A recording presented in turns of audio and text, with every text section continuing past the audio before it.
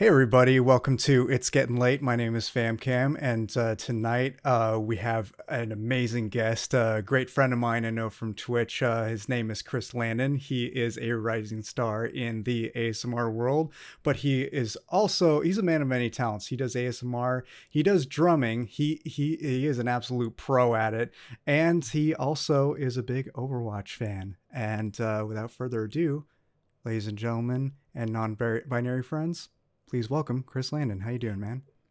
Hey, I'm doing good, man, and thank you again for asking me to be a part of it. I appreciate it. Hey, it's a pleasure. This is long overdue. You and I go way back. We've met at ASMR Kitten stream, aka Miss Caitlin, or now just Mhm. Caitlin. She recently dropped the Miss. Um, Right. Yep. but yeah, before we get more into that, I want to ask you, how did you first get into ASMR? Oh boy. So it stems back to 2019. I had a long-term relationship going on.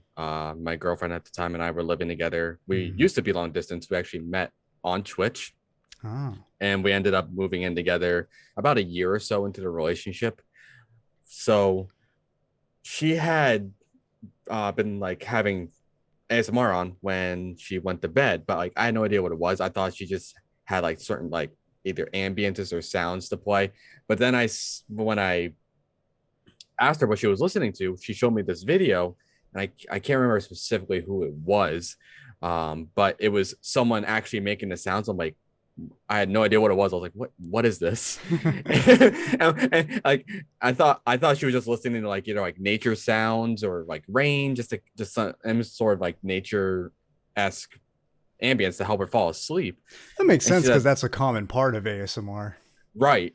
And she said, no, this is ASMR. And I believe it was GB. I think it was her, but I could Hmm. be wrong. But I definitely know it was a well more popular, not in terms of like numbers wise, like YouTuber. But I couldn't remember specifically who. I was like, oh, that's cool.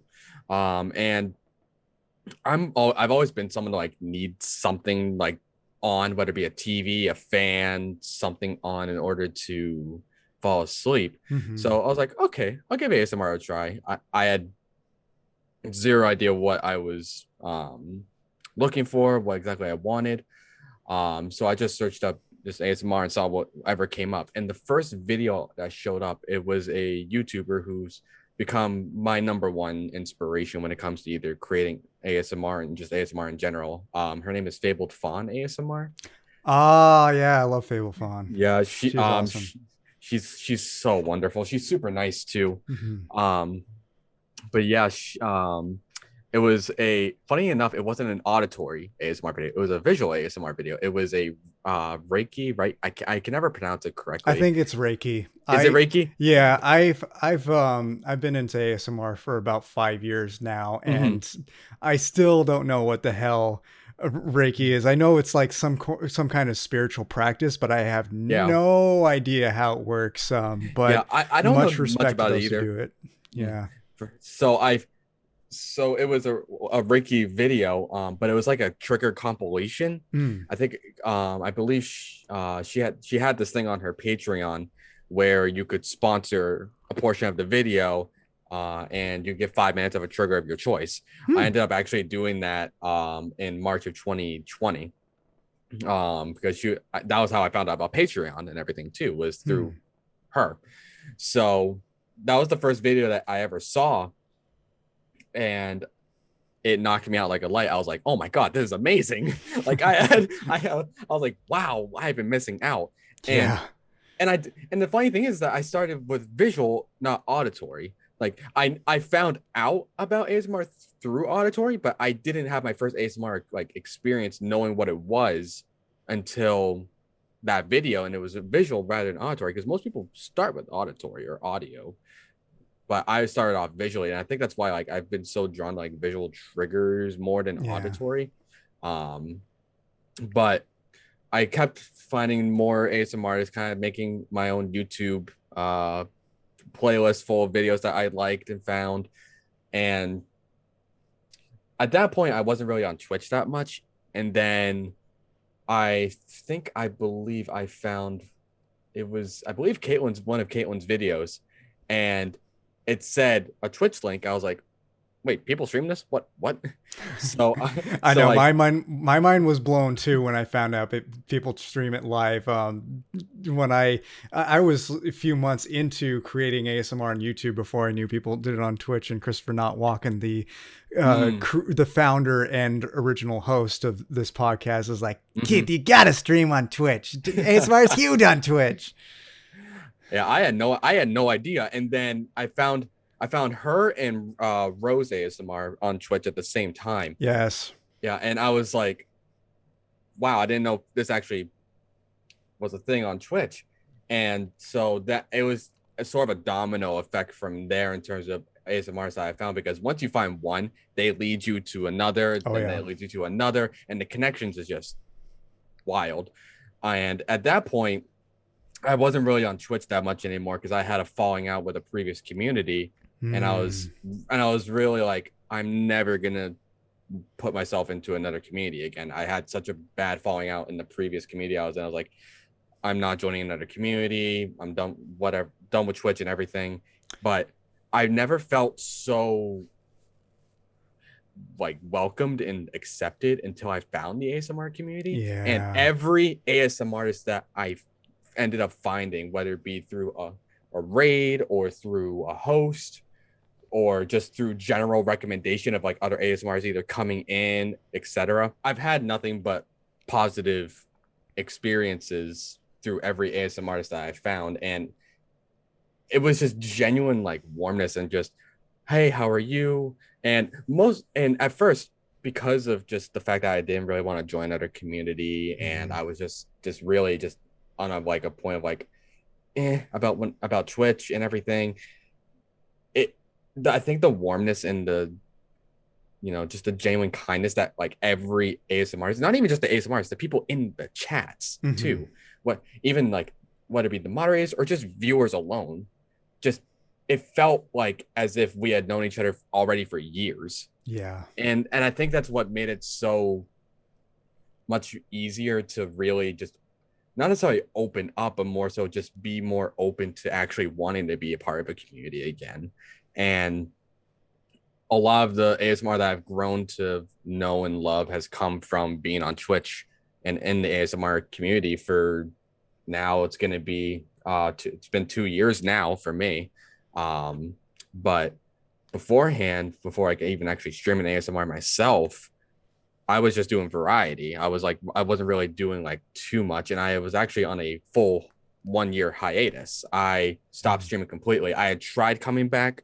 I'd done like a couple streams, like maybe 3 or 4 in the span of 2019, but I just couldn't. I was just not mentally there, and I slowly came back, and then over time, like people from other ASMR communities started coming into my stream, even though I wasn't even streaming ASMR.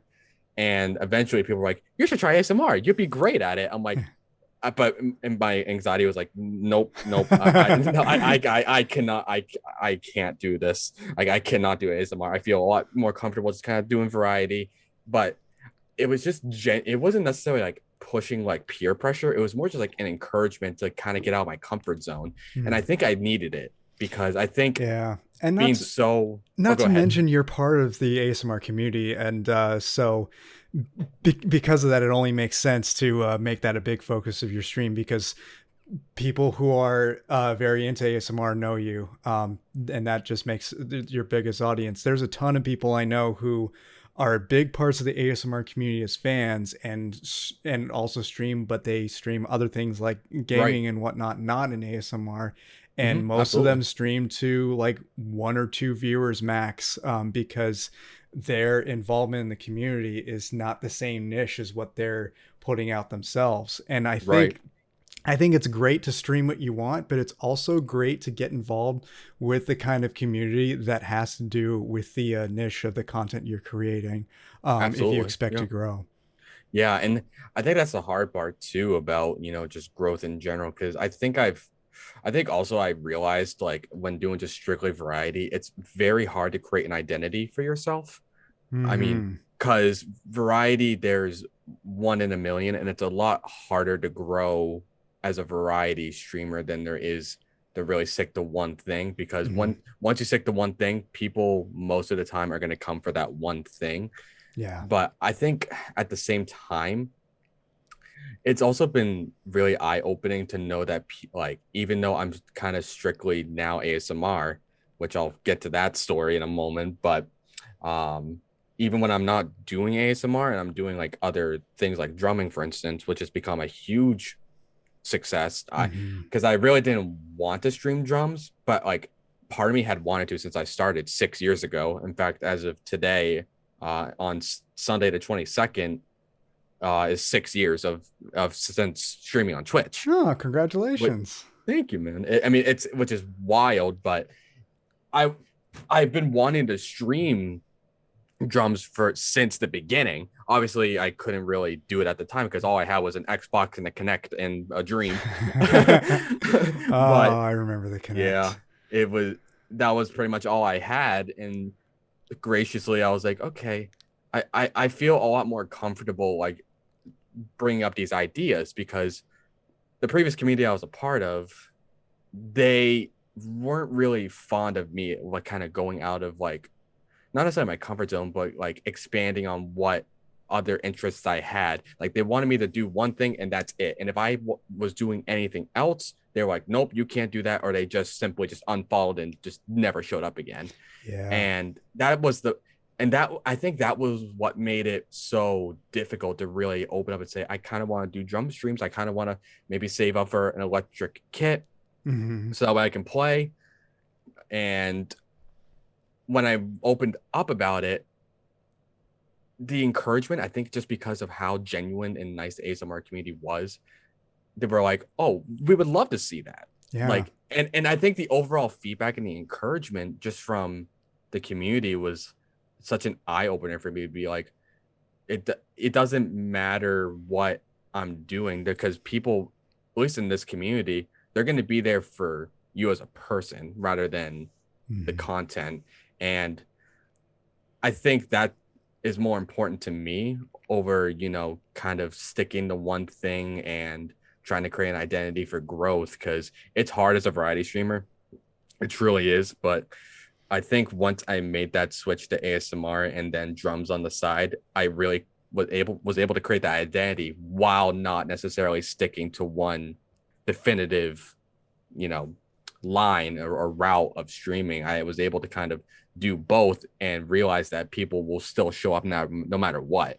Yeah, that's the ultimate irony, because we think of variety as a block to progress, because yeah, most people want to tune into a particular streamer for one kind of thing, but with ASMR, that's what's so special about the ASMR community. It's such an accepting community, and it's so much Absolutely. easier for just about anybody to make friends. And Mm-hmm. people will stick around to see you regardless of what you stream if you're their friend and they connect to you, because Absolutely. that's the thing. You gotta hook people and have them come to see you if you want loyal viewership. And Right. that's the key to having people watch you, even if you stray away from your main genre. And if ASMR is your main genre, it's a lot easier to make that the case. Yeah, absolutely. And it was just also just a breath of fresh air when I found the community. And then obviously when people were like, hey, you should stream ASMR, I was like, I don't know. And I was like, okay, I'll do it once. Infamous words now. Infamous words from 2 years ago. And I'm sending this to the poorly aged things Twitter. yes, exactly. Exactly. Because I did it to celebrate 2,000 followers. I said, okay, we gotta do something special with 2,000 followers. And like the community, like the new like community that I had really formed wanted it. And I was like, okay, I want to give something back to you guys. We'll do it once. And I'm sure there's clips still. I think there still is a few clips of me doing ASMR for the first time, and you can tell how anxious and nervous I was. Like, Yeah. I think one of the first triggers I tried was I had seen PJ Dreams do this. It was PJ's he awesome. took like, yeah, he took like a colander or like a bowl and put it over the your mic and did almost like it was, I think it was called cranial nerve tapping. I can't remember Mm. the exact name of it. And I've I was like, never okay, seen PJ do that, but I've seen other ASMRs do that, and it's yeah, bomb. I can't remember. I think that's how he named it. I can't remember for sure. I haven't actually watched those videos in a very long time, but I tried it. But you could see the colander just shake so much left and right, and I was going so fast, like super fast, and I just was not like.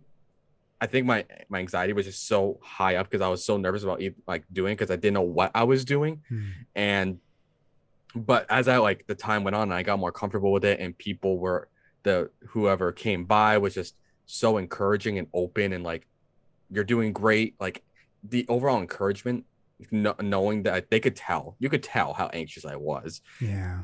and just the overall just positive vibes about them being so accepting of me doing it for the first time and enjoying it.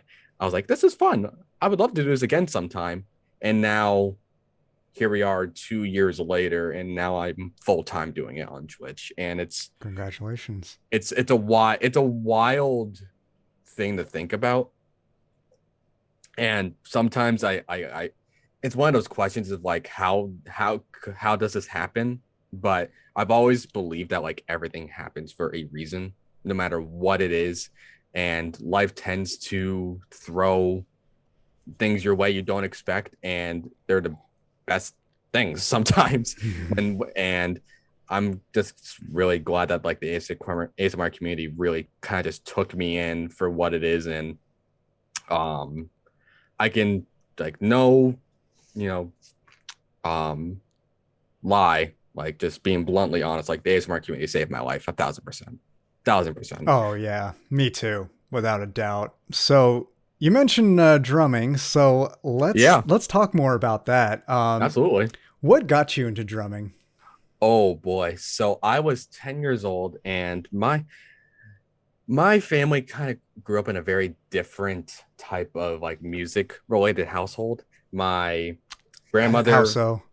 so my grandmother, my family's pretty religious. Hmm. We grew up, my great grandmother grew up Protestant. Her mother brought all of their siblings to church every Sunday. So it got passed down to my grandmother. And she primarily listened to just, gospel music in the Hmm. house. Um, my mother tends to listen to more like pop and country. Um, she like her favorite artist is Garth Brooks. She loves Garth Brooks, which honestly, like he is so talented. Like I don't listen Hmm. to country music personally; it's not my thing. But Garth is super talented. There's a reason he's like one of the top selling solo artists of all time. My sister listens to a lot of like pop and like stuff that you hear on the radio, but she does listen to a few like rock bands every now and then. Um, and my dad listens to more like old rap, like 90s rap, like late early 2000s.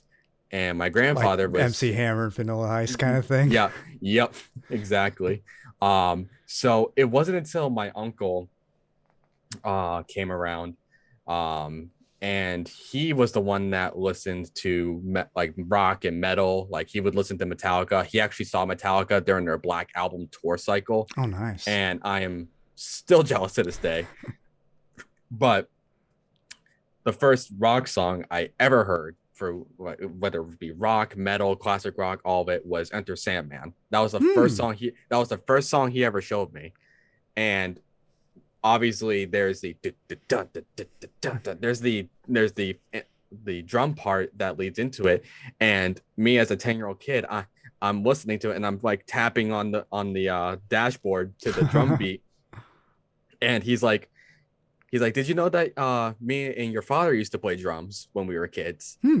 And I didn't know that. My dad had never like really brought up the idea of drumming to me. So I was like, no, I didn't. He's like, well, I think you would have fun playing it.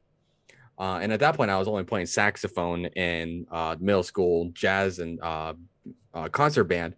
So he brought over this old kit that he used to play on as a kid. It was just a snare drum, a tom, a floor tom, one crash cymbal, a hi hat, and a floor kit. It was a very small, basic set, and I kind of just hit things and messed around with it. I had no idea what I was doing. I didn't really have like any syncopation or rhythm or anything of that sort.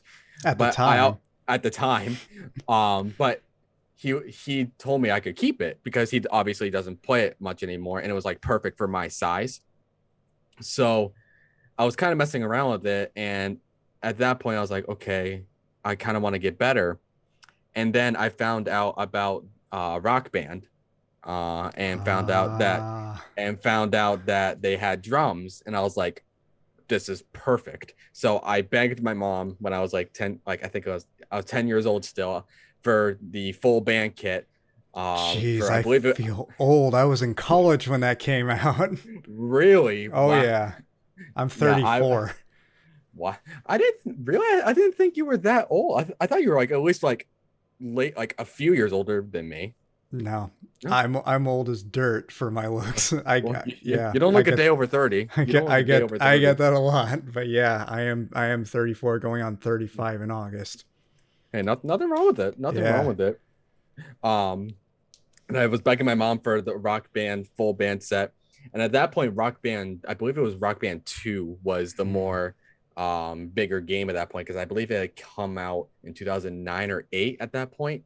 So this is Yeah. 2010, a couple years later. So the band kits were still very popular. So she got the full band kit, and I was playing guitar. And I had played Guitar Hero a couple of times. The first time I ever played, I was a little bit younger, and it was at my aunt's house, and I was playing "Hit Me with Your Best Shot" on Guitar Hero 3. Yes. I remember that. And that was my first experience with it. So I kind of knew about like Guitar Hero, but it was just a guitar, so I didn't know about the drums until I heard about Rock Band, Mhm. um, through through one of my childhood friends. So at that point, I was playing all the time. I was playing guitar, drums, but something about drums just continuously just drew my attention. And at that point, the more I played the drums and the more I played the game, the better I got at it. Just like with any skill, the more time and Totally. practice, the better you get at it. And it became a point that I was just playing drums pretty consistently, but I never really had like a band or a project or anything to play into. And I was just kind of messing around on this small kit. And it became a point that I was like, okay, I've been playing for about 4 or 5 years, I think almost 6 at this point. Still playing on this small kit. I was like, okay, I think I'm ready to like get more things to hit, because I always wanted more things to hit. Yes. And With your my best shot. exactly. So my best friend of 13 plus years, he kind of knew I was looking for a new kit, and drums, even back then, were still just full kits were expensive. You're looking at Mhm. over $500 plus, Yeah. depending, and that's just on like starting smaller brands, like not necessarily smaller brands, but like Mapex or Pearl. But like nowadays you see like DW kits that are like the top tier that are going for like $2,000 to $3,000, which is just, Jeez. and that's just a kit without like the hardware, the stand, cymbals, none of that. So my best friend's like, my grandfather has a drum set at home in his garage, and it's a lot bigger, and I think you'd like it. So he brings over his truck, his grandfather's truck, and it's this huge 8-piece drum set. It's a Tama white, and it had, I believe, 4 cymbals, a China cymbal, a hi hat. It had 2 floor toms, 3 rack toms. I was living the dream. It was such a Sounds bigger like it. set. It was such a bigger set, but it also allowed me to kind of get more versatile with playing, because it allowed me to kind of learn new fills, new rhythms now that I have more Mhm. things to hit, and kind of got familiar with like how different cymbals sound rather than just one. And so at this point, it was junior year of high school for me, and I had met a couple friends through a class project. It was a video project that we had to do, and they were thinking about getting a band, and they didn't have a drummer. And I was like, I would love to. And we covered um, stuff from Rage Against the Machine. That's how I got into Rage Against the Machine, Nice. through covering them in high school. Red Hot Chili Peppers, Cage the Elephant, just kind of like not classic rock, but like alternative rock and a little bit more grungier rock. And at that point, it was about 2015. We had played a couple shows, just for like friends, like parties and whatnot. I think we played our this summer party that we had. Um, and at that point, everyone went off to college, and I still wanted to play in a band. And I ended up finding through Facebook these three people that had just graduated from this art school, and they had a music program there, and they were looking for a band. And I was like, hey, I'm looking for a band myself. My band just kind of split. Everyone went to college, and they were staying around the area. So I was like, okay, let me see how this works. So we started doing covers originally. We played a show right in this basement too, like right over here. Obviously, like all this stuff is kind of in the way now, but where this TV and everything is, all the Twitch posts, that's where the drum set was, and we faced out that way, and we had people over here for the show. And then at that point, after we were done playing, we were like, we would love to. We should start writing our own music. And I was like, I don't know how well that would go, but sure, let's do it. And how well did it go? Well, the first song took 3 months to write. I can relate. But sometimes the best songs are like that. Like some songs can come together in like 10 minutes and end up being hits, and some of them take like 3 months or even longer and they could be hits.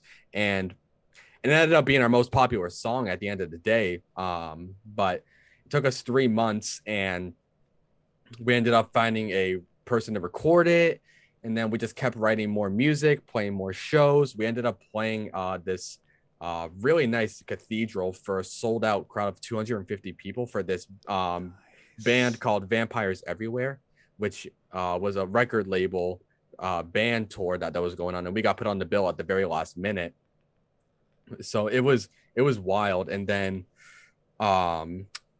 the band kind of fell apart after July of 2017 because my bassist at the time, he had a couple other projects he wanted to focus on, and then we couldn't find a bassist. And then my guitarist and my vocalist had some stuff going on. So the band kind of just fell apart, and I didn't end up having, anyone else to play with. And if only I lived in Maine. Oh, dude, at TwitchCon, I would love to. We should definitely think of like finding some way of like linking up and jamming. I would love to do that. I know I've talked about it with another one of my friends who I'm going to be spending a lot of time with while I'm there, and he has his cousin, I believe, has a kit that we're going to be messing around with and kind of jamming out. So that'd be fun. But I was kind of just playing by myself, just drums wise, and still continuing to, perfect my craft any way I can. I still am to this day, but I really was like, that's a never ending process. Oh, absolutely. Absolutely. I mean, that's with any skill. You're always wanting to perfect the craft, and you're always wanting to do better than your best. I think my grandmother has told me that so many times over the years. I feel like it's become ingrained into my brain. Yeah. And a lot of it came from like grade school as well, because even if I was getting like 95s and 96s on my test, she's like, oh, you could do better than that. Yeah. And it kind of became ingrained in my brain. And I think that's why, like, in my brain, I'm like, I can always do better than I feel like I'm doing. And it's a blessing and a curse. I'll admit that. It's a blessing and a curse, because part of you is like, you're already doing so good. You're doing great. And then another part of you is like, but you're just missing this and you're just missing that. And then obviously there's the whole imposter syndrome part of it, that you're always just comparing yourself to every single person. You're like, but they're doing what is they're doing that I'm not? But like, I think just the whole part of me, like real part of me, is just like, every person is so special and so different when it comes to every craft, and everyone brings something fresh to the table, whether it be a sport, whether it be, a skill. Many people can play drums, but not everyone can play drums like each other. Like that person can play drums one way and it's special, and I can play drums a certain way and have it be special. Yeah, and it's like that with every instrument, especially vocals, because you have your own voice and no one can replace that. The best they can do is do impressions of it, which I do sometimes. In fact, last night, as of the time we're recording this, you were streaming Clone Hero playing drums, and some of the time that I went AFK once in a while, I was actually practicing singing again. Oh, awesome! Yeah, and that's if I sound a little bit hoarse, that's why I'm actually drinking throat coat tea because of it. Oh, and the Uh, Bob Ross mug. I with the love it. Bob Ross mug, yeah, it actually I the love it. painting shows up when there's warm water in it. It's one of those things. Oh, that's so cool. Yeah. That's so cool. Um, but yeah, some of the songs that I was practicing were James Bond songs, Mm. including "We Have All the Time in the World" by Louis Armstrong, and I was Oh, yep. and of course I gotta do Louis Armstrong's voice. We have all the time in the world, but that wears out your voice so fast. It's Oh yeah. scary. I don't that's why like I never can understand how like screamers or Yeah. those who can actually do like the growls, like because that's the Hmm. music I listen to. Like I listen to like core, so like I listen to Yeah. hardcore, deathcore, and I don't know how they're able to do it Hmm. because and It it's takes just vocal training. I used to be able to absolutely. do it too in high school and early college. I was a big Slipknot fan. Still Oh, I kind, love Slipknot. yeah, still kind of am. But ever since Paul Gray passed, I kind of strayed Mm, away from them. I need to get mm, back into them because they are fantastic. Corey mm. Taylor is one of the most talented singers A thousand ever. percent. His vocal range I believe is 5.5 octaves, which I Mm. think is the second highest of all singers, Mike Patton being 6 full That's octaves. It's yeah, insane. that's insane. Yeah, My there's a vocal range is exactly 3 octaves. yeah. I don't even think I have one octave in me, I'm sure but you there's do. this. I don't know if you listen to like a cappella groups or anything, but there's this one bass singer from this a cappella group called Voice Play. His name is Jeff Castellucci, Hmm. and his range he can go from like soprano to deep like baritone so fast and so frequently. It's like I think he's the most talented like range wise from like that high to that low that I've ever heard. He did this beautiful cover of Blackbird by the Beatles, Nice.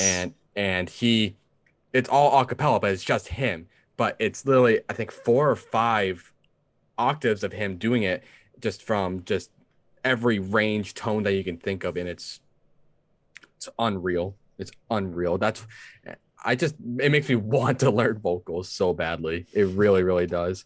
But I leave that to like my vocalist now, which 5 years later, I've kind of just playing drums and kind of just still learning to perfect it and not lose any skill that I had in it.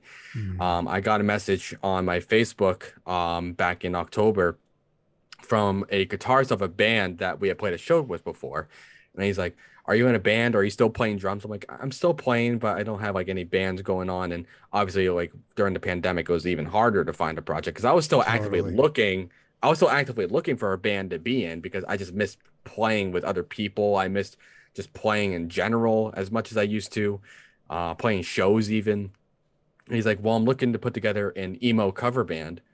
Would you want to be down to audition?" I'm like, sure. So he sent me a list of 12 songs, and I had to learn those 12 songs in, I believe, like 2 weeks.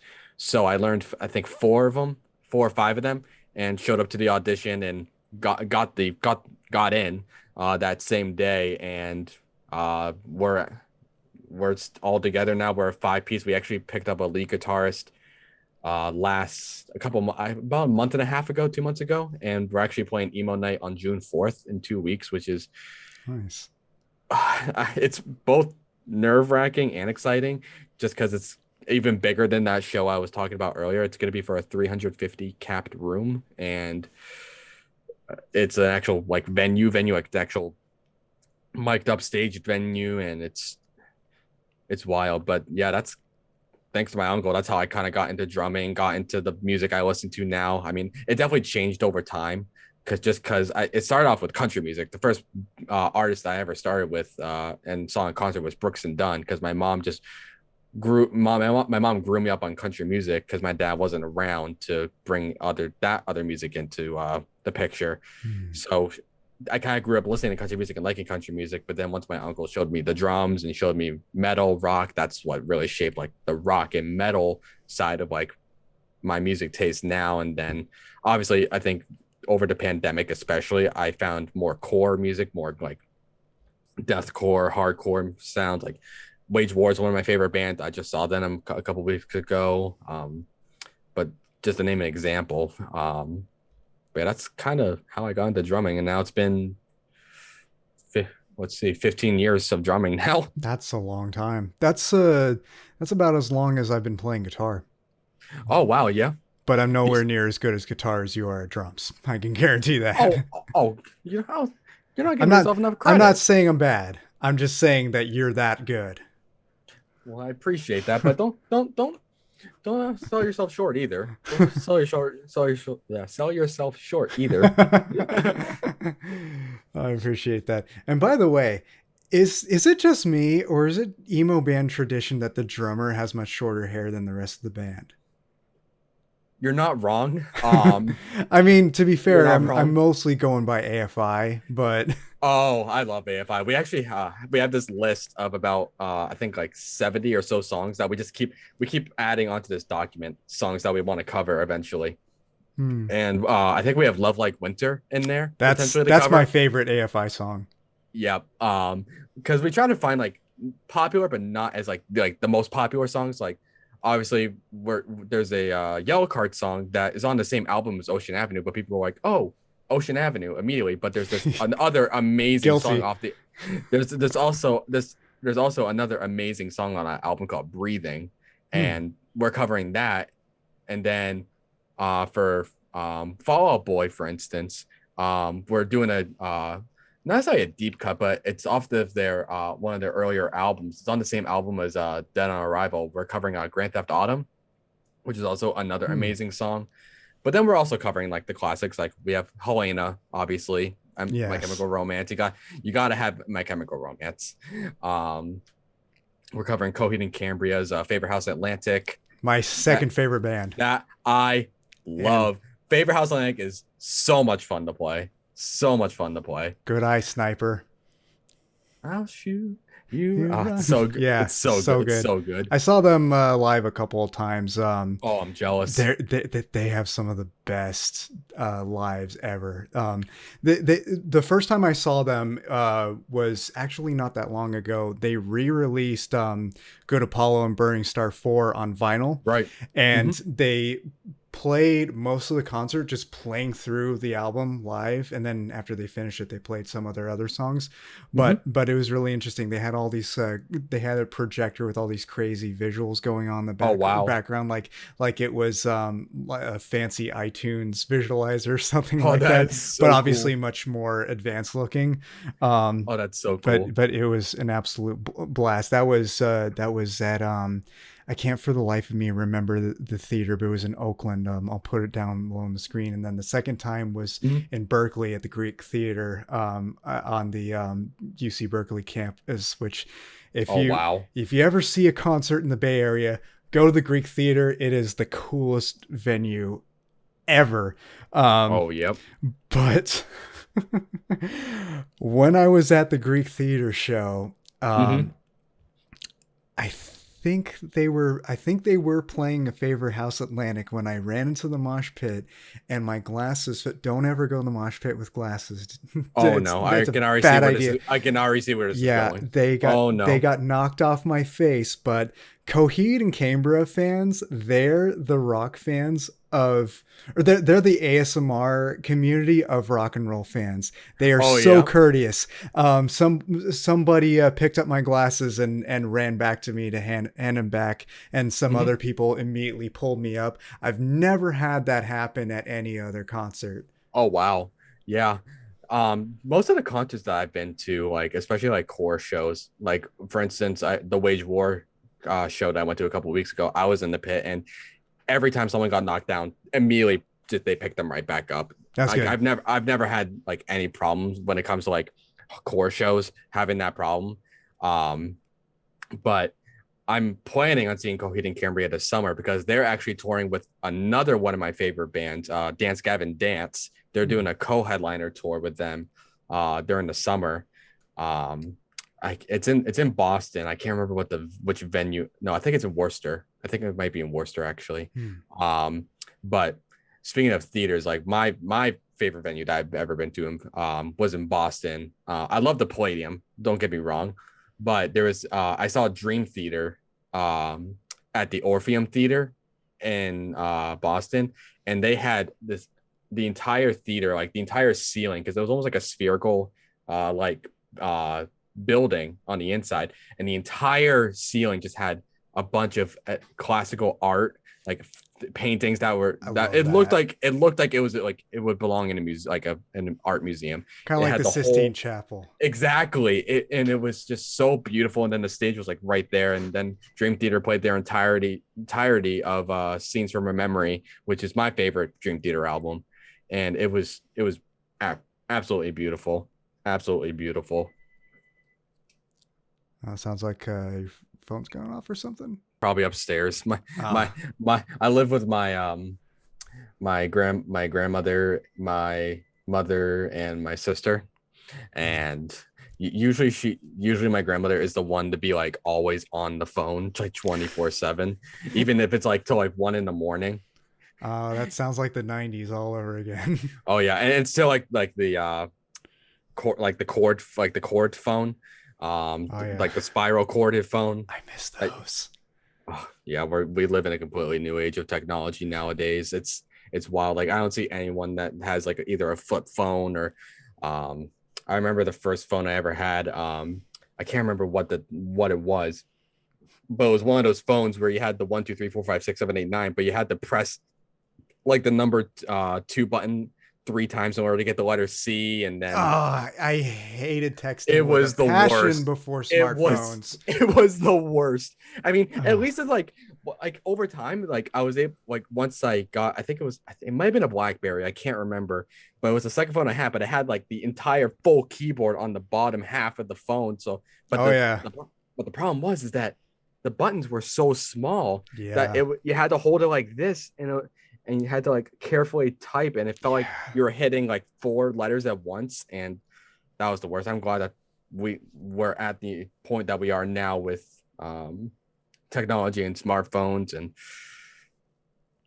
but it I'll be honest. I kind of wish that we still. I kind of wish that smartphones with physical keyboards were still prevalent because mm, anyone who's ever seen me type in a Twitch chat or texting or whatever, mhm. I I am a typo machine, hands down.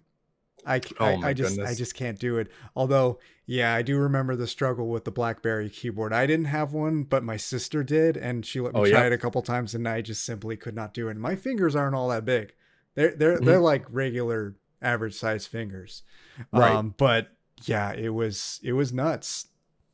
Yeah, and I remember like too in terms of like just the whole older technology. Like my great grandmother would tell me stories of how um she used to do, like for instance, obviously you had like the landline phones, and then even before phones, like obviously there were you only do like letter or by mail, and then for like laundry, for instance, you would have like the tub, like this tin tub. It was full of water, and that's how they would bathe too.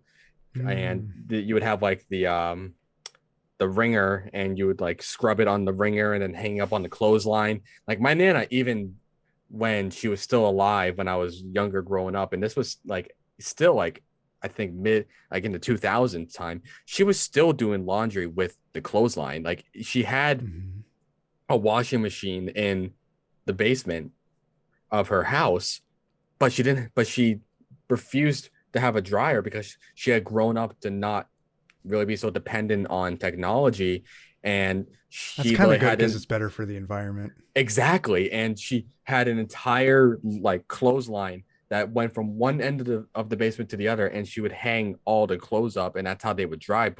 And you would have to be careful because there would be like wet spots like on the ground, just Yep. cause she was drying them off. But that was she was just so old fashioned that way. But like it was still just wonderful, and it really was like a reminder of like wow, like how much more difficult like these tasks used to be back then, and how much and like what exactly they had to do that we are able to do much easier now. And Yeah. I don't think a lot of people like really realize that, and like how like what the benefits of having the technology and stuff we have today. Yeah. And sometimes I kind of want to just be like take one day or a few days to really kind of take away some of those essential things and really get a better understanding of it. Because even I'll admit, I don't think I'll ever understand, nor ever, just because I didn't live during that time. And obviously, I've become very dependent on technology. I think a lot of us have to Oh do a yeah. lot of the things that we do today. And I think just part of me really wants to just take some time to really get a better understanding of it. And I got a little bit of it when obviously my nana was alive, but I think it'll put like things into a much different perspective at some point to like really try it. Um, Not sure when I would, but I would love to eventually. I think I the would. best time to do that is going on a camping trip, Mm, because you're away from, I shouldn't say completely, but mostly away from the kind of culture that pushes us to live on right. technology. Um, yeah, a lot of times we'll still bring our phones and take pictures, but anyone who follows me on Instagram knows that I don't post there very often because I don't take pictures very often anymore. I just I Hmm. just don't. I kind of fell off of that when everybody else fell more on it, which is Mm. which is really interesting. I probably take like 4 selfies a year max. Hey, but it blesses all of our timelines whenever we see them. So, I appreciate that. Yeah, I usually only take a selfie if I have something interesting behind it, like if I want to hmm. brag about how my physique is at that point, or just like I have that rare feeling where I feel like ultra sexy or whatever, that kind of thing. But yeah, for the most part, usually when I'm taking photos, it's photos of my vegan food to troll Christopher Not Walken. That's pretty Oh my pretty goodness. much it. Yeah. But yeah, camping is perfect for that because yeah, you're away from all that. You're out in nature. Not a lot of people are going to be around to bother you. Hmm. And if there are, it's a much different vibe. You know Oh, what I mean? absolutely. I'm a And big fan of yeah. I'm a big fan of Yosemite. It's my favorite place of all time. Mm, Although it's been 10 years since I went, I am largely really? overdue. Wow. But yeah, I absolutely love it there. The last time I went, I was there's this one buffet at Curry Village in Yosemite Valley that Hmm. I am like obsessed with their tacos there. Oh, Um, yeah. a prior time that I went when I was 15, 16 or so, Hmm. um, I went with my dad for a few days, and over the trip I ate a combined total of 12 tacos, and I was determined Oh, to wow. to have more on this last trip. I ended up Hmm. having 13 tacos in one night. Do Oh not my goodness. attempt.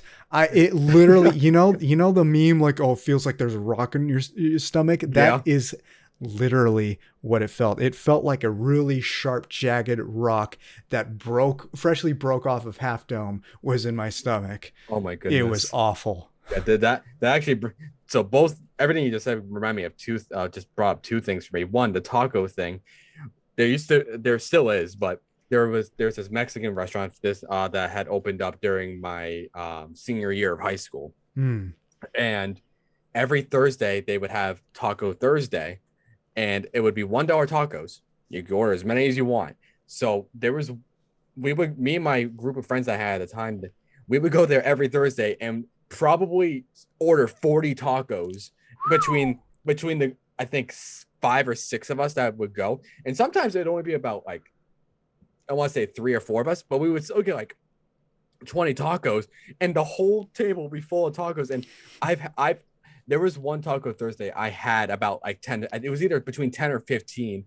And Wow. I know that feeling. It was Yeah. I was like in my brain, I'm like, this is a great idea. And then like an hour later after I was done, I was like, what was I thinking? Yeah, exactly. Everybody who went to Chico State knows that feeling for a different reason, obviously. But yeah, it's just one of those things where you're thinking in the moment and not Mhm. thinking of the consequences later on, Oh yeah. and then you're like, I'm never doing this again, and then later on Yep. you totally do because Oh yeah. it's just a Oh cycle. yeah. Oh, 100%. We like, and like I said, it was like every Thursday for a solid 2.5 years that we did Wow. it. And it was great. Yeah. And then to the second point, how you mentioned like Instagram. I mean, for me, I think just because of like how much like being a a streamer and being having grown as much as I have, especially I think in the last 6 or so months, it sometimes feels like I have an obligation to post on social media. Totally. And I feel like whenever I'm like not posting a tweet for a certain amount of time, or I haven't posted an Instagram post in a while, I don't think I've posted on Instagram in I think maybe a few weeks. And I'm like, I got like part like there's always that part of my brain is like, okay, I gotta post soon. I gotta post soon Hmm. and keep like a social media presence. And I think that's what's also kind of fueled that want to kind of disconnect from like and see how it was without social media for a while. But like I think at the point that I mean, obviously obviously I'm still relatively smaller in terms of a streamer, but I still feel like I'm at a point where like I need to keep a social media presence. And I was very social media heavy when I was in high school, very social media heavy. Like I was the opposite. like Facebook, I was like adding every person that I met, any mutual. Like I was just wanting to be a social butterfly back then. And Totally. and I think a lot of it just came also just from like a lot of rejection in high school. And I think That'll do it. because I had a really bad experience in high school. And there was only like a couple things that really got me through high school. Obviously, one of them was the music program there. At my high school, we had one of the best music programs, jazz programs there. And obviously, I was so inclined into music at that point that it was like one of the things I looked forward to every week. Two, obviously, wanting to have a good resume for when I go to college and apply to college, because I did want to get a good job after high school. And then the third thing was obviously the small group of friends that I did have. It was just a small little bits of motivation that I did have. But high school was just horrible for me. My sophomore and my junior year, my house got egged so many times. Like, Really? yeah, so many times to the point where we had a van. My mom had this Kia Sedona, and it came to the point where the paint started to chip and peel off the car because Oh of my the eggs God. hitting. And there was actually another point where we had these two like, I wouldn't say like trees, but like they're like bush, like almost like hedge bushes, but they were a little bit more taller. So probably if I had to guess height, like maybe like 4 feet, maybe 3 feet more, around there. Though they got egged so badly one night Jeez. that they just died, and we never planted anything back there. So there's actually never been plants there again. And Wow. there was one point where kids every night it would be like 2 in the morning, and they would be yelling slurs at me, telling me to kill myself, Jesus. and it didn't even happen just in my neighborhood too. It happened in like public places that I would go. Like there's this Wow. beach about 20 minutes from me, and it has like a pier, it has like an amusement park, and they have like fireworks every weekend. I would be just like walking with like a couple of friends on a Thursday night because they would have fireworks every Thursday night. And there would be kids from my school that just literally drive by, and obviously I'm not going to say what the words are, but Yeah. they would say like these really bad slurs to me. And Wow. and just death, and they sent my family death threats. They threatened my family like directly in school. There was actually one point my junior year that I got threatened with a knife at my throat because of how I looked and how I dressed. Oh my God. Yeah, that's how bad it was. So like I never really had too many friends other than like those 4 or 5 that I had around me in high school. So I think that like just those stuff stemming from high school really made me want to start being more social, as much as like I wasn't much of a social person. Like it was kind of like a reverse psychology type of thing going on in my head. I don't even know how to explain it, because like I was a very socially anxious person, but yeah, I wanted to socialize so much because I didn't have many people to socialize with, and I had wanted to continue to make friends. And so I was just adding people after people after people to the point where I had the max amount of friends on Facebook. I Mm, think it was 5,000 at the time. I don't know if it still is. I barely use Facebook anymore, but yeah. um, at that point, I just had so many people, and even on my Instagram now, I'm attempting like to slowly unfollow people that like I followed many years ago because they're either inactive accounts or they're just accounts that I just followed just to try to fill a void that had been like ripped out of me from high school. Yeah. And I think that's what part of it has become in terms of like me trying to keep at least a social presence, because as social as I am and try to be social on like my medias and like obviously as a streamer, like I am not a very social person, like off like off on off stream. I really truly am not. Like Mm, I obviously like have like my Discord like calls I usually go to like every night with like 3 or 4 people that like I really trust and have like a group like close circle with. But I, other than like going to band practice with my band, like even when like I'm meeting new people or um just for instance, we met the promoter for the emo night at the last emo night that they had in June. I did none of the talking. And it I was like, oh, nice to meet you. Like obviously to be cordial, but yeah. a lot of me was like, I was just so shriveled up because like I just have the worst social anxiety when meeting new people.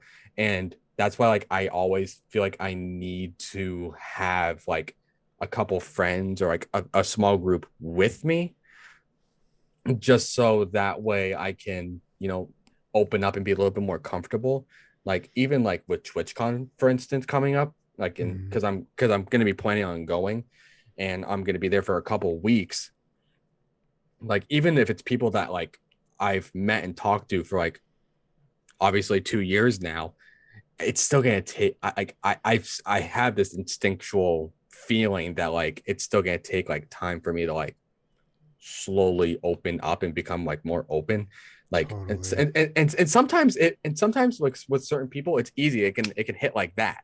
It can hit like I can be a little bit more open, and it depends on like how close we are. Like if it's like someone super close, like for instance JD's like been like one of my best friends Yeah. ever since I joined the ASMR community, and he's been nothing but like one of the closest friends I have made through the ASMR community.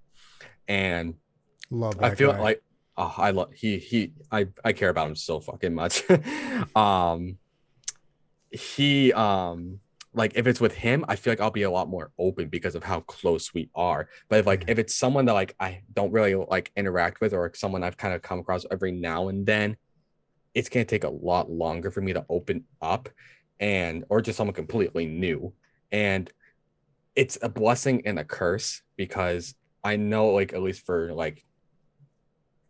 TwitchCon, just to use it as an example, because I feel like this is going to be the best example in terms of like how it might be. Because I mean, I can't obviously predict the future of how it will be, but Yeah. just from like prior experience, like I want to be able to like network and like try to learn from and meet new people and try to get as much out of TwitchCon as I can.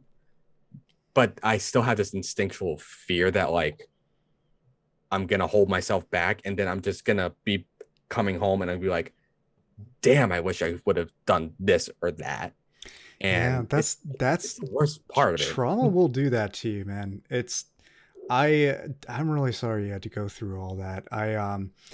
I can to some degree relate in the area of relationships because Mm, I've dated some people who were absolute narcissists. I won't get into the mm, details of it, mm-hmm, but long story short, there was one particular relationship I was in for a few years that traumatized me to the point where I've avoided relationships for about a half a decade. And it I was already a very anxious person. I've always been a bit of a social butterfly, mm-hmm, but in terms of romantic relationships, I avoided it for so long because I didn't want to go through what I went through again, and I've always had problems with insomnia, and obviously it exacerbated the problem. And Hmm. during that relationship hiatus per se, that was when I discovered ASMR, and it was a godsend. It got me out of Mm, my anxiety shell. Well, I shouldn't say it got me out of it, but it helped me get through it and continues to get me through it. Helped with my insomnia so much. mm. Now I sleep a lot better than I used to. I still struggle with sleep a lot, Right. Yeah. but uh, but nowhere near the level that I used to. No, I can relate to that too. Yeah. In a Absolutely. sense. Yeah. I mean, for me, I was definitely in like the worst mental health state that I ever have been in. And obviously not gonna go too much into detail about it, but fate and just whatever is looking down on us. Um, I mean, I obviously have like grown up in a Protestant, family, and so I do believe in God, and I think He has looked on me on those few times. There have been many a times where it could have ended 100%. Like, Hmm. but there was plenty of times that I was ready, and there was one point that I had, and I still have it on my um on my Google Drive, but it's locked away. It has a password that my best friend that I trusted everything with for over 13 years, he has the password to that locked file, and he's never given it to me. And it was over 20-page note. I had it printed out, everything. I was at this bridge, and then just something clicked that day, and that was the last time. And it's just definitely just one. And like I said, this was 2019, and obviously ended up finding the ASMR community on Twitch. Probably not even a couple months later, maybe less.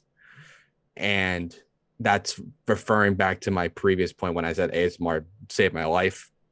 That's literally kind of what I mean, because it was just something just clicked that night.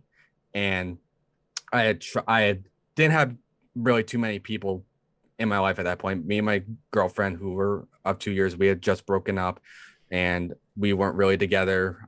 She ended up dating this other guy that she had been. That's a whole other story. Yeah.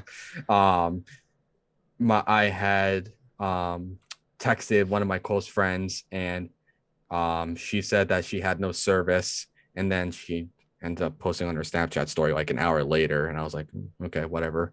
So I really didn't have like too many people to like really reach out to, and then my family at the time, like, they're a lot better about it now, but at the time, they had a very big stance. More so my grandmother. My mother and my sister were a lot more understanding about, but my grandmother, I think, just coming from a different upbringing, had a much different view on like, mental health, depression, suicide. And she didn't really get it. And I tried to like telling her that like I needed help like several times. And she's just told me to pray about it, go to church about it. And of course, having faith and praying about it helps. It truly does. I know I've done it a couple of times in my life, more than a couple of times, I should say. But sometimes you just need more. And it's not a Hmm. bad thing to want more help. And she also was saying like, you have nothing to be depressed about, you're still young, you haven't experienced everything in life. So it really just, there was no outlet, there was nothing. And the problem, and so I couldn't really talk to my family about it. And at that time as well, there was really no sense of privacy in the house. Hmm. So no matter what, it would always go to everyone in the house. Like, no matter if I had told my sister, my mom at the time, somehow my grandmother would end up finding out. And thankfully, it's gotten better now over the years. And so I was at that bridge. I was ready. Like I said, 20-page note, everything, and then just something something clicked. I still don't really have an explanation of what it was because I don't really think about that time much anymore. Yeah. Just because it's not really something I tend to really think about because I try to just focus on like the present and the future. But I I do also have this philosophy that like you shouldn't necessarily dwell in the past, but it shouldn't be something you forget because Yeah, absolutely. it makes up your character and who you've become as a person, not only for today but for the future, so you can learn from it. So part of me like really does like look back and like I see like even just like Twitch clips of like me streaming back in like 2017, 2019, even though like obviously like my equipment wasn't up to par. You could still you can still see a difference between how I was that time to where I am today.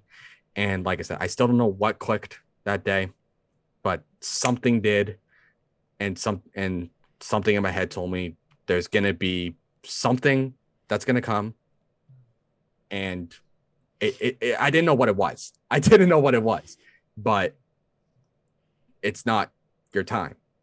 And I just dropped the note in the water and I drove off. I'm still surprised that um I didn't like end up like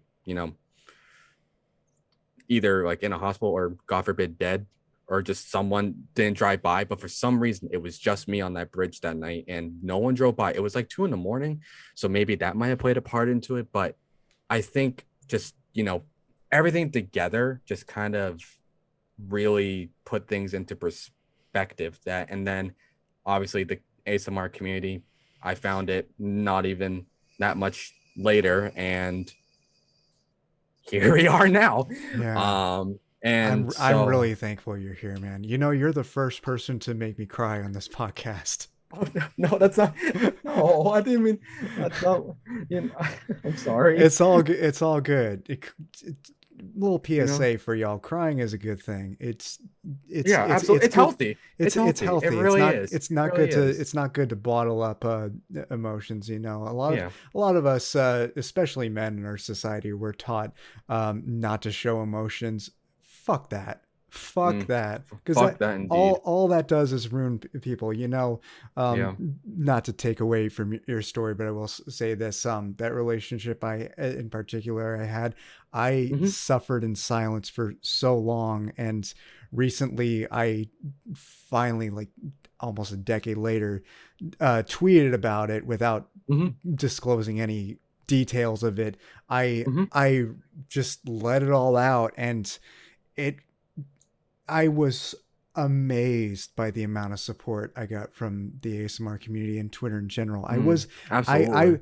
I mean, I know in the ASMR community I was expecting some love and support, but nowhere near the level that I got. I was expecting a little bit of backlash because society is still very toxic about that kind of stuff. But you Right. know, the response I got gave me a lot of hope, Yeah. and And right back to what you were saying to me, I'm glad you're still here because you know you you also have a purpose not only in this community but in yeah, life in general, and to know that we can relate.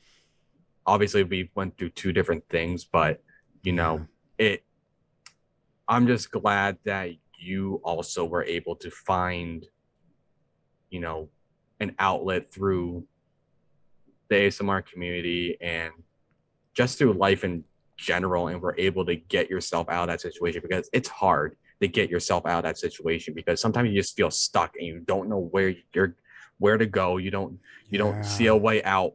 And the hardest part about getting help is admitting that you need it. And sometimes you feel like you yeah. and sometimes you feel like you don't need it, and you just kind of keep everything balled in, and it's Until you unhealthy until until either you realize you do, or God forbid you hit a breaking point.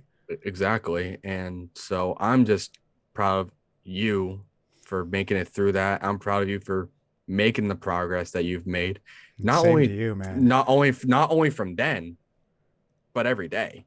I mean, Yeah. we're continuously making progress every day, and every day that you wake up is a blessing. Every day that you Amen to wake that. up and you're alive and you're breathing is a blessing. Yes. And every day that every day knowing that you're still here, it makes me really happy. Knowing now, obviously, now that we've gone a little bit more, deep on this subject, even not knowing what you've been through, that doesn't mean that I'm still not proud of you for being here right now and everything you've accomplished, not only on Twitch, on YouTube, but just as a person, Yeah. and it like, and I haven't really, like, really touched. I mean, I've touched upon like this stuff, kind of not necessarily vaguely, but I've kind of given small bits and pieces of, like, all this stuff on my stream before, because I feel a lot more safe, talking about it with the ASMR community, because Yeah, me too. it feels like a family. It truly does. But you're like I think this is the first place, and you're the first person like I've really gone like this full in detail about it with, that doesn't really like know about it. Hmm. Um, I'm honored, man. yeah, and I and it feels good to talk about it, because I think I just my forget everything about me, and like obviously all my stuff that I've been through. If somehow like someone watching the podcast can get something out of anything that we've been talking about, that is more important to me. That is Amen. worth more talking about, because all of us have a story. All of us Yeah. do. And some are told, some are not told. And regardless, if someone can get something out of listening to this, that is the more rewarding part of it, because sometimes it feels, oh, I mean, sometimes, like, even just part of me like talking about it feels like a little, not necessarily selfish, but I don't want necessarily like look for attention about it either, or like Yeah, draw the attention to exactly. myself about it, because I don't want necessarily, I mean, I appreciate like the sympathies and all that, it's like, I'm not taking that for granted or anything. It's more so, I just don't, I hate making it seem like it's about me when I'm trying to make it about other people, All of and us. about all of us, because Yeah. it's not just my story, it's not just your story, it's, I think it's a overall story that I think connects all of us together. And like I said, if it really does, at least someone can either relate to it, can get something out of it, knowing that no matter what the struggle may be, no matter how hard life may seem, that there always is a light at the end of the tunnel, no matter what. Yeah. Every negative comes with a positive in some way, even when you can't see it. Somehow, somewhere, some way, something will happen, and it will turn it life will turn around. And it obviously it took me a while, it took a while for it to come to me, and there were days where I just really did, doubt it would ever come. But not losing faith and not giving up, and knowing that you aren't alone in this, and that we're all in this together. We're all in this together. um Absolutely. and that's the biggest thing I want people to get out of it, is that Mm. we're in this together, and that to not lose faith no matter what, because your story is not finished, and there is a lot more to tell about it, and every story has a purpose, and yeah. I didn't think that was going to go on as much of a deep topic and subject, but It's okay. um This is I absolutely a safe space for that. yeah, and I'm back to the point, I think everything happens for a reason. So this conversation happened for a reason, you know. Hmm. So I'm glad it did. Me too. Um, well, on that note, let's before we close out, I want to switch gears a little bit, Sure. and end on a little bit of a lighter note, Yeah, of um, course. because there's a few memes surrounding your channel that I absolutely love. Oh no. Um, Oh no. Oh so, no. Oh no. first one being fudge. How did that come to be, and what is it all about?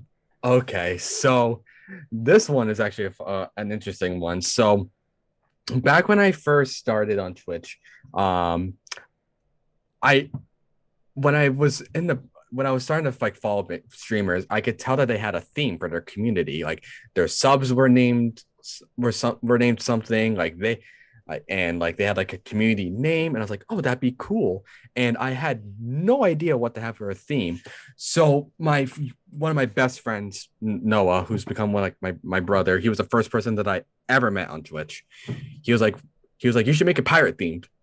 I was like, sure, why not? So we had it pirate themed for about 2.5, 3 years. And then um back then when I was streaming, I used to not swear at all. So every time I got mad, I would say fudge. And yeah. And so my friend at the time, she made the fudge emote that is a part of my channel now. She made it, and it was just one of my emotes. That was it. And so when I took my hiatus and I came back to my first stream, there were people that came back and resubbed and or subbed. And my other really close friend, best friend, Fairy, she just wrote in the chat in all capital letters, "Welcome to the Fudge Gang." I love it. And at that point I had dropped like all like I was trying to start the community fresh, and I had no theme. I didn't have like anything. And she was like, Chris, you that should be it. This is what it should be. And I was like, okay, sure, why not? So that's how that came to be. Was she just typed it in chat, and we needed a new um community identity and like a new community name for subs or just even just anyone in general. And the fudge game kind of just stuck, and here we are 2 years later. And that's kind of how it became a thing, just through sheer just chance and her just saying that one message in the chat when people started to sub again or just brand new subbing, because I had no ideas whatsoever, because I wanted to completely just change the identity completely. And Mm. that's when she said that message, I was like, that's perfect. I love it. I will admit, the first time I saw the pieces of fudge in your panels, I Yep. I thought it was cardboard boxes until I took a closer look and like noticed the bite marks and everything. Yeah. And the funny thing is, originally they didn't have the bite marks, but then Fairy was like, should I ask like the bite marks? I'm like, I think that'd be a cool idea. And that's how they became the panels they are now. She's done like Yeah. a majority. She's done like all my scenes. She did my off screen. She did you know how when you click on someone's Twitch profile, they have like a banner behind their like profile picture. Uh-huh. Like she did my banner. She did all my panels. She's done a lot of my emotes. Yeah. She's obviously incredibly talented. Absolutely. And I'm glad they have the artist badges now on Twitch, that you can actually give your emo artist like the actual like blue, I think it's like a paintbrush and easel icon for to recognize your artists now. Oh, I didn't know that. Yeah, they just released it on Tuesday. You can actually assign the badge to I think there's 5 of them that you can pick. You can assign a artist badge to your emo artists. Really? Yeah. I'm gonna have to do one for Tori. I mean, I've done all my own emotes except for the lighter. That was done by Tiger's Tail ASMR, also known Oh as yeah. Tori Shima Eve. Yeah, one back when Twitch Sings was a thing. Oh my Uh, God. Yes. Yes. I was streaming a lot of Twitch Sings, and I wanted a lighter emote, and I just casually Mhm. threw that out there. And I was like, I need a lighter emote because like I love it at concerts when people use their lighters, Yep. or these And the days their phones. phones with the Yep. lights. I love that. And when I said that, 15 minutes later, Tori sent me an emote that she just made in that amount of time, and it looked amazing. That's It amazing. even It had, looks great. It really thank you, does. it even has my FK logo on it. Of course, I modified it a little bit to match for it to match the brand colors, Hmm. but yeah, it was really well done in just 15 minutes. It blows That's my mind. amazing. To this day, it's the only emote I have that I didn't make, but Mhm. I will likely hire some more people to do other emotes, because I do want some emotes to be slightly different style from my own. I have an IRL Right. friend that I've been talking to that will make some of my emotes. So I'm really excited about Awesome. that. A lot of your streams are titled Most Scuffed ASMRtist. How did that come to be? What's the story behind Um, that? that is just so there would always be something going wrong no matter what the stream was. Like I something feel ya. like something had always gone wrong and I was like, okay, this is just complete scuffed. Like it there was one so there was actually a clip of it. I think I put it in one of my clips montages at one point. I was tapping on the cork and I pretended to the throw it and I actually threw this cork just completely out of my hand and threw it out just completely on the other side of the basement.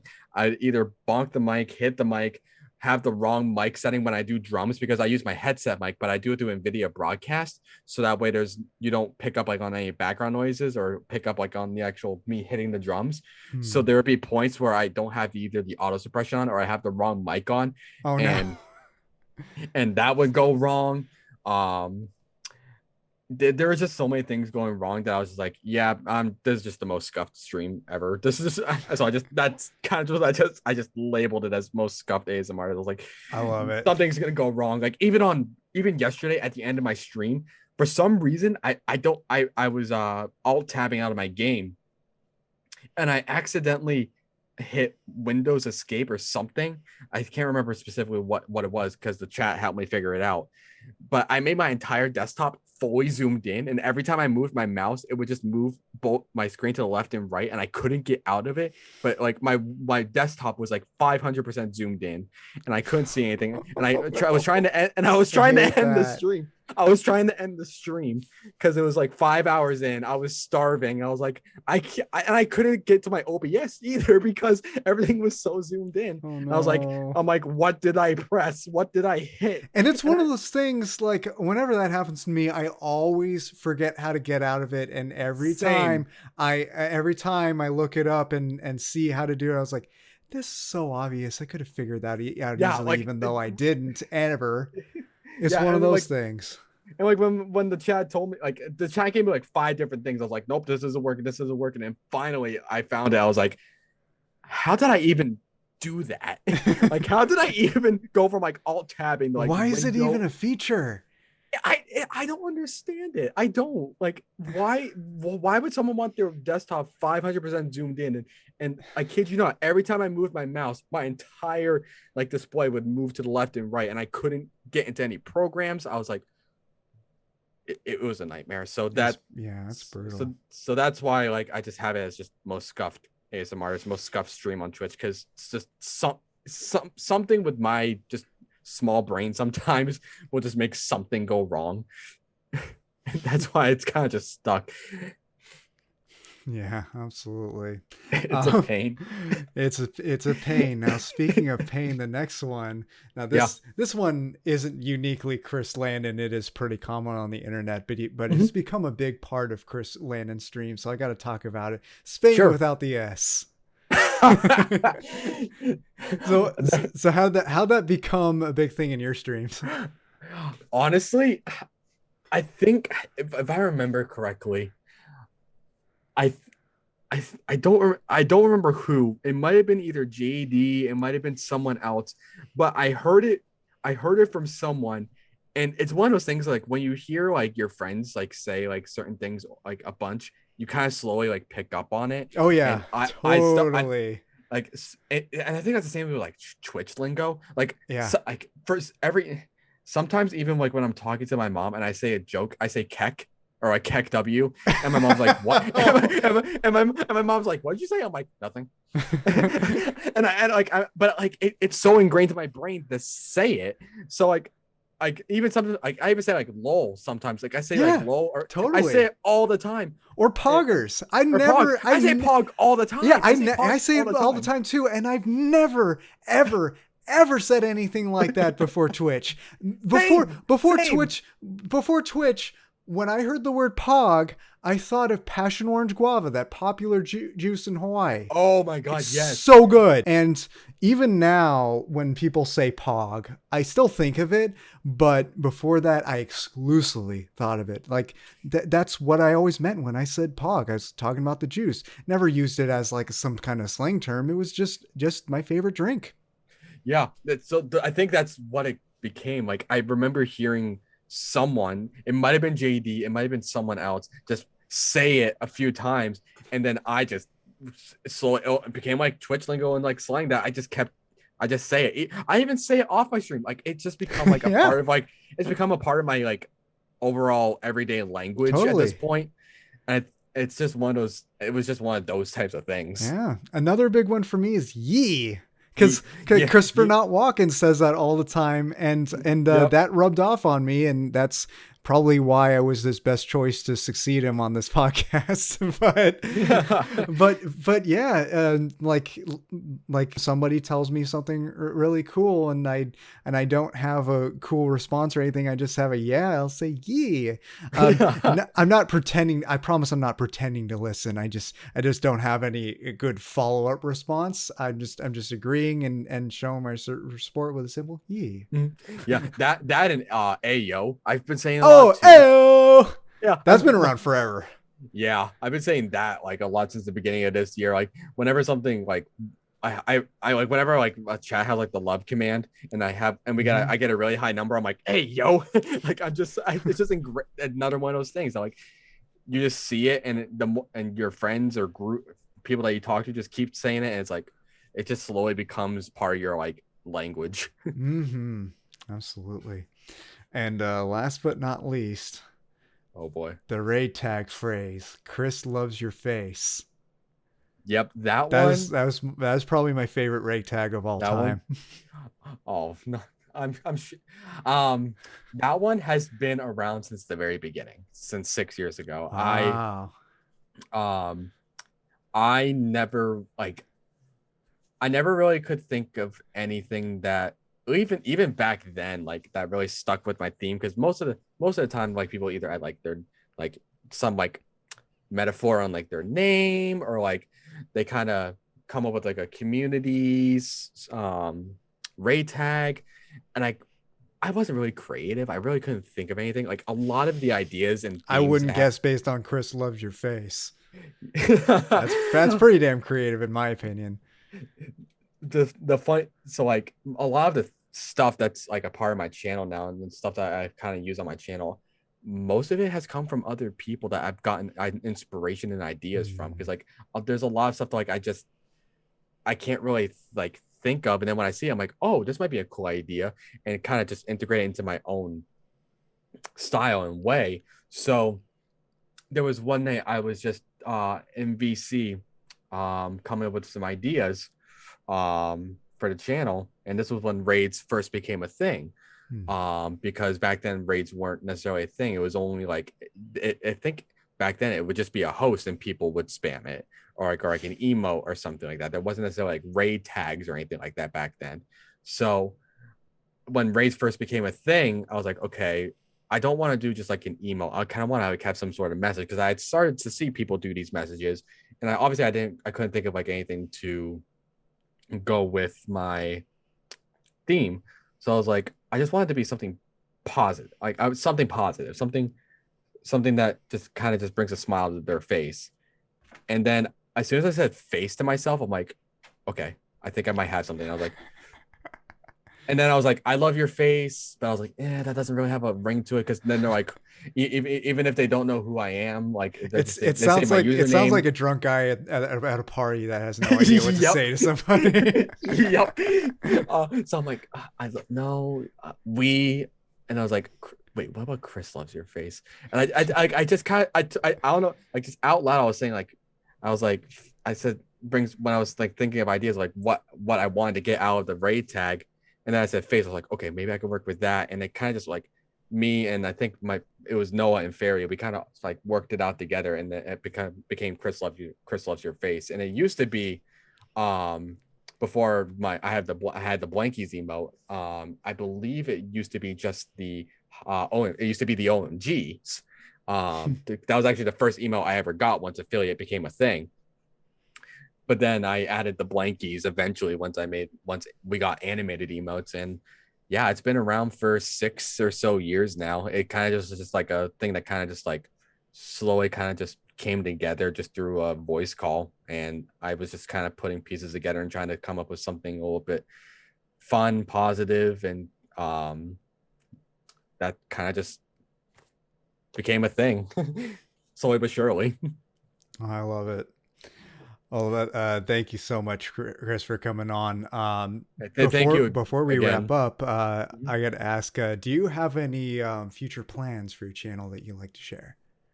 Oh boy. Well, I am applying for partner again at the end of the month. This is Fantastic. going to be my second time applying. Um, I definitely don't necessarily have like too much of a vision at the moment. I definitely stick into ASMR, throwing drums back into the equation. Now that I'm done with physical therapy, then I'm able to do drum streams again, or at least do drumming for more hours of a day per week now.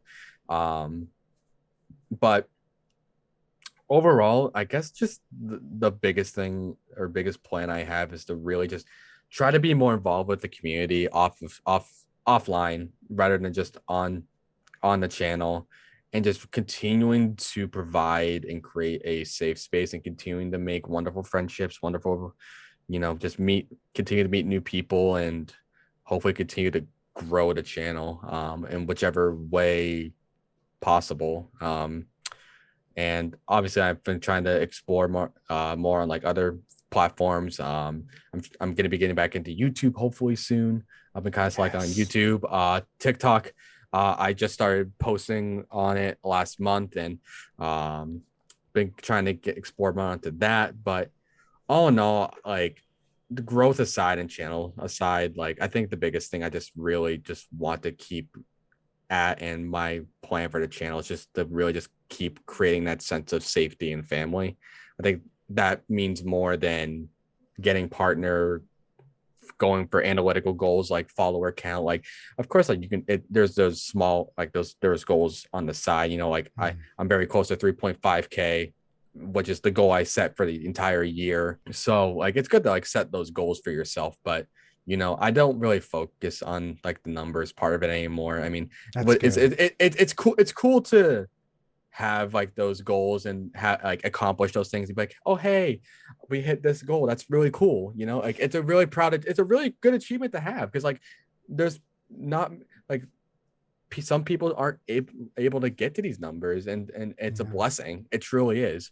And it's cool to strive for those goals, but at the same time I think the biggest thing I just want to continue to strive for the channel and the plan I just really just want to continue to have is not make it just a stream, but just more so just a safe haven, just to hang out, Hmm. talk, get your mind off all the bullshit that might be happening, whether it be in the world, in your life, just a safe and fun place to be. And that's Yeah. any way that I could continue to make that a thing, as long as the world lets me do it, and however long life makes me and lets me do it.